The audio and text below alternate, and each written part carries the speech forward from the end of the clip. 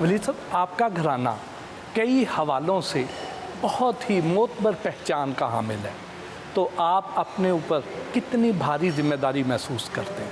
उतनी भारी जिम्मेदारी मैं नहीं महसूस करता जितने मेरे वालिद पे थी। उसकी दो वजह हैं।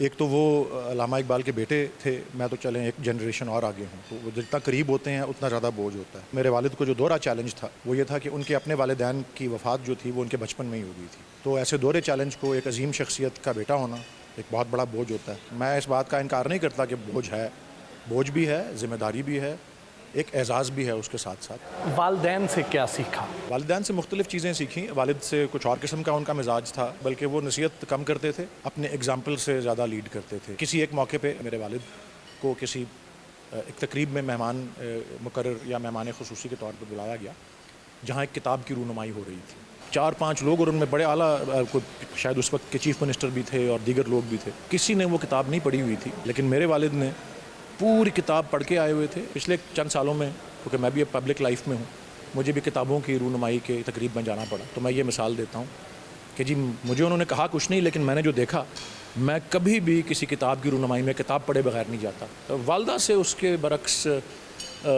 देखा, क्योंकि वो काफ़ी लेट आई अपनी ज़िंदगी में वकालत में और फिर जज भी बनी, तो उनको मैंने मेहनत बहुत ज़्यादा करते देखा, हार्ड वर्क जिसे कहते हैं। अल्लामा इकबाल साहब की लेगेसी को अपने बच्चों में मुंतकिल करने की शौरी कोशिश किस हद तक कर रहे हैं? मेरी बेगम जो है या उनकी वालदा, उनका तो पैदाइश और परवरिश लंदन में हुई, और ये बच्चे जो हैं मेरे 3, उनकी पैदाइश तो इंग्लिस्तान में हुई, लेकिन उनकी तमाम जो है स्कूल और वगैरह का सिलसिला अभी तक जो है वो पाकिस्तान में है। मुझे उसके लिए कोई ज़्यादा एफ़र्ट करने की ज़रूरत नहीं है। यहाँ एनवायरनमेंट पाकिस्तान के और माहौल ऐसा है, एक नेशन ऐसी है जो हीरोज़ के लिए भूखी है, तो फिर हीरोज़ की औलाद जो है उसको भी मैं समझता हूँ बिलवास्ता तौर पे लोग उसको बहुत ज़्यादा एहतराम की नज़र से भी देखते हैं। तो ये सारा दबाव और ये सारी जो एक इंस्पिरेशन है, ये मैं समझता हूँ मेरे बच्चों में भी है। आपको खुद अल्लामा इकबाल साहब का कौन सा शेर सबसे ज़्यादा पसंद है? किसको होगा अब वतन में आह मेरा इंतज़ार, कौन मेरा ख़त ना आने पर रहेगा बेकरार, खाके मरकत पर तेरी लेकर ये फ़रियाद आऊँगा, फिर दुआए नीम शब में किसको मैं याद आऊँगा। तो ये अक्सर मैं इसका और अपनी वालदा की तरबियत के हवाले से भी इसमें अशार हैं कि तरबियत से तेरी मैं अंजुम का हम किस्मत हुआ, घर मेरे अजदाद का सरमाया इज़्ज़त हुआ। तो मौके के एतबार के लिहाज से आजकल कुछ हमारे में फ़िरका वारियत की बुनियाद पर अगर कोई नफ़रत जो फैलाई जा रही है, उसके हवाले से फ़ारसी का अल्लामा इकबाल का एक मैं समझता हूँ बड़ा अजीम शेर है कि रमज़ कुरान अज़ हुसैन आमूख्तीम ज़ी आतिश ऊ शोला है अंदूख्तीम, कि मैंने कुरान मजीद का सबक जो है वो हज़रत इमाम हुसैन अलैहिस्सलाम से सीखा है, और मैं उन्हीं की आग में एक शोले की तरह जो है जल रहा हूँ। बतौर वकील आप क्या समझते हैं कि नवाज शरीफ को पाकिस्तान से बाहर भेजना दुरुस्त फैसला था? देखिए जी, बतौर वकील के तो उसमें मैं कोई राय नहीं इसलिए नहीं दे सकता क्योंकि वो अदालत का हुक्म था, और अदालत का हुक्म जो था वो मबनी था उन शवाहिद पर जिनका ताल्लुक मियाँ नवाज शरीफ की सेहत के साथ था। वो शवाहिद जो सामने आए थे वो यही थे कि वो इतने अलील हैं कि ख़तरनाक हद तक अलील हैं कि कुछ भी हो सकता है, और उनको कोई सही तवज्जो ना मिली तो वो इंतकाल भी कर सकते हैं। तो इस बुनियाद पर इजाज़त दी गई, उसमें मेडिकल एलिमेंट भी है और कानूनी एलिमेंट भी है। बहरहाल जी, अब बहुत से सवालिया निशान हैं उन मेडिकल रिपोर्ट्स पे, और मियाँ साहब को ख़ुद भी एहसास होना चाहिए कि वो कानून के मफरूर हैं, अपने वोटर से मफरूर हैं, वापस आएँ।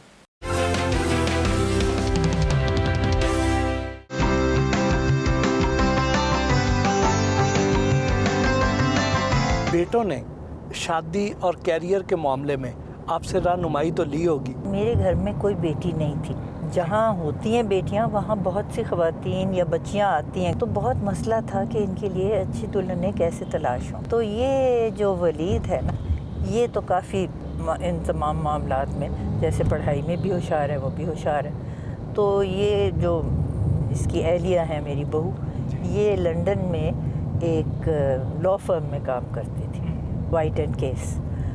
तो ये रशिया में इसने जॉइन कर ली लॉ फर्म। तो ये गया रशिया से लंदन, तो वहाँ किसी ने तारफ़ कराया नूरिया से, इसका इरादा बन गया। हम लोग जा रहे थे बार्सिलोना, तो मैंने कहा कि तुम नज़दीक ही हो, तुम आ जाओ, कुछ दिन हमारे साथ गुजार लो। तो ये कहने लगा मैं साथ किसी को ले आऊँ। मैंने कहा कोई अपना दोस्त ला रहा होगा, मैं अच्छा। ज़रूर ले आना। लेकिन मेरे लिए कुछ खटकी बात जी। तो मैं एक पश्मीने का जोड़ा और कड़े और अंगूठी और खुशबू, ये सारी चीज़ें साथ लेके गई। अगले दिन वो आ गया साथ।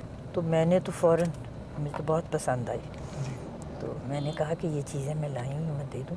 کہنے لگا باقی سب کچھ دے دے، انگوٹھی میں خود دوں گا. اس نے اپنے والدین کو بھی بتایا، وہ بھی بڑے خوش ہوئے، انہوں نے مٹھائیاں بانٹ دی. پھر اس نے اس کو کہا کہ اب میں جا رہا ہوں نیو یارک تو تم بھی چلو. پھر یہ نیو یارک گیا. ڈاکٹر صاحب سے میری ملاقات ہوئی تھی یونائٹڈ نیشنز بلڈنگ میں. جی. تو وہاں پتہ نہیں اس کو ٹاپ فلور پہ لے گیا، وہاں اس نے اس کو انگوٹھی پہنائی. Justice Nasira Javed Iqbal Fatima memorial hospital کی بورڈ ممبر ہیں. ہاسپٹل کے سینئر ڈاکٹر سے میٹنگ کے لیے گئیں.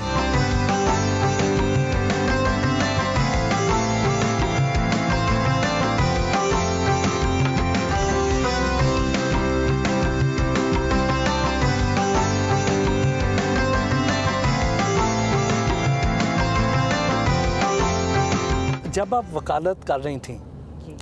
تو اس وقت یا پریکٹس کے دوران کیا آپ نے کبھی جاوید اقبال صاحب سے کبھی رہنمائی لی؟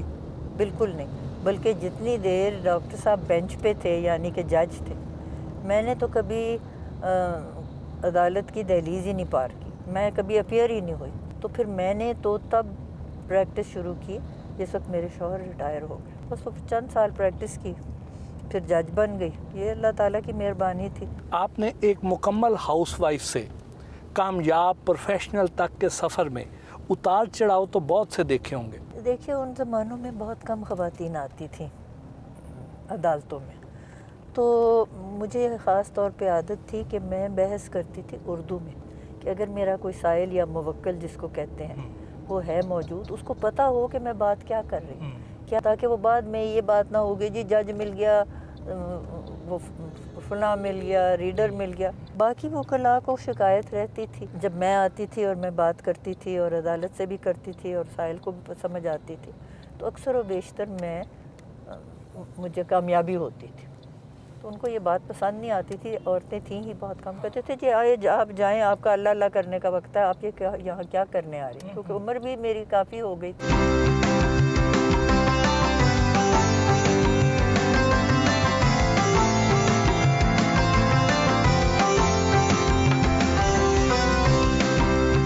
ایوان اقبال میں اقبال اکیڈمی کے زیر اہتمام ڈاکٹر جاوید اقبال کی برسی کے موقع پر علم و فکر کی محفل منعقد کی گئی.